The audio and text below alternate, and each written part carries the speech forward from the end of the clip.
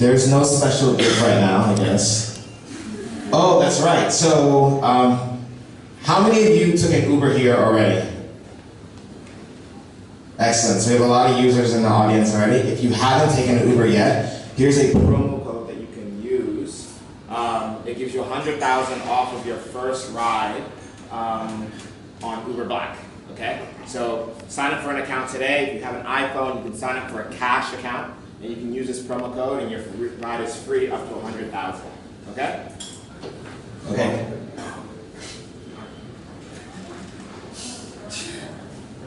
Okay, so this is the fun part, right?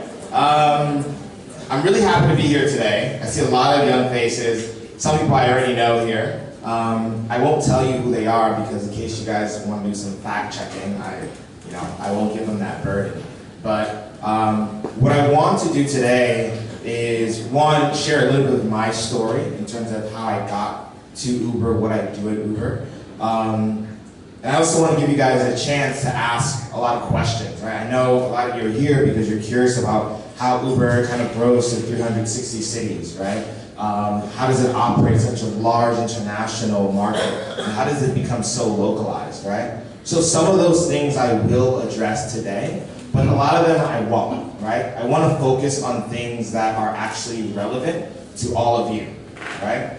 So we'll skip through a lot of the things that, might be the boring parts of my story and focus on the things that I think you guys can walk away with today and actually apply to your own lives, right? So I call this the Uber story, right? And it's a short story of how I learned kind of in my transition in my career and also through Uber, how I learned and how I started launching international cities.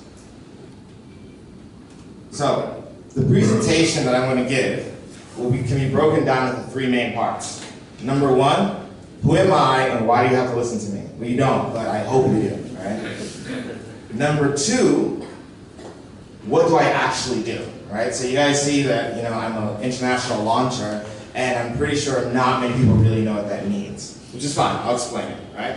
And the final thing is, how did I get here? And I think this is going to be the most important part, so we're going to try to spend a little more time on that. So I'll rush through the other things, okay?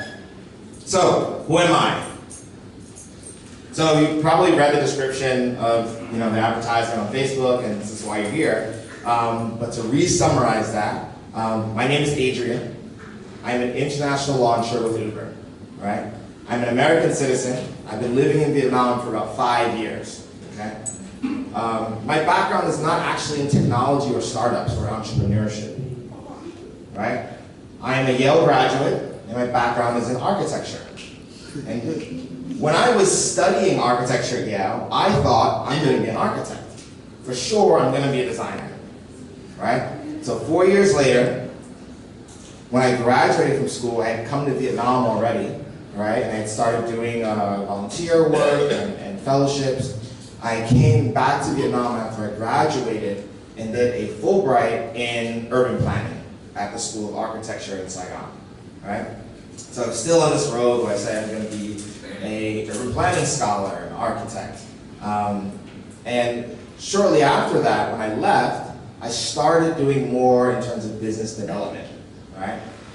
So here are some pictures. This is my senior project when I was at Yale.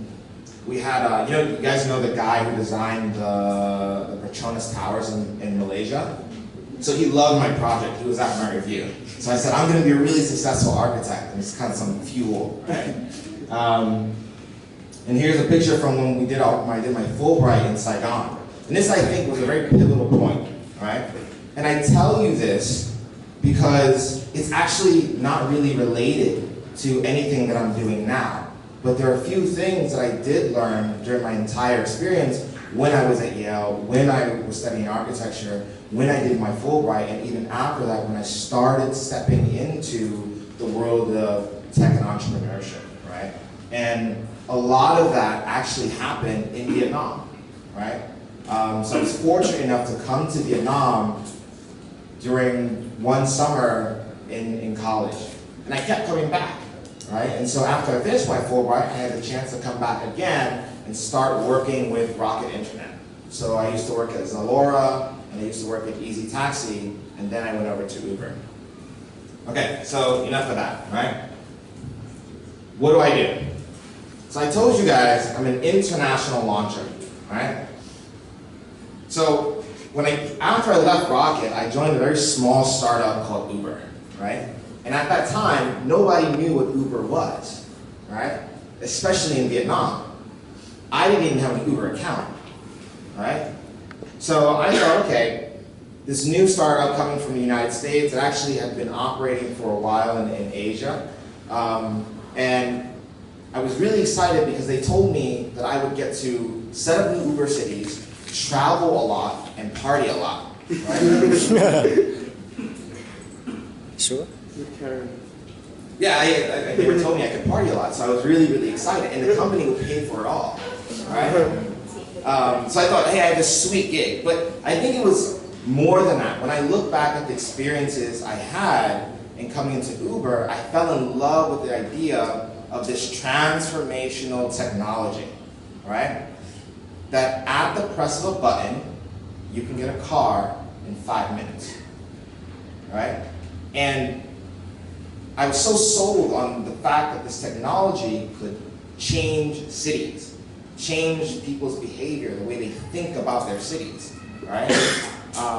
It actually kind of blended a little bit into what I was doing in terms of my research in urban planning, right? Part of urban planning is how people move around cities, right? The circulation of cities, populations, et cetera, et cetera. So when I joined Uber, I said, I get to change cities, right? I get to be an urban planner, but working for a really cool technology company that allows me to party and travel, right? Can we play this video? So this is my idea of what Uber was, and the idea I fell in love with over a year and a half ago, right? And it's still the company that I am really excited to work for every single day. Video. That's a no.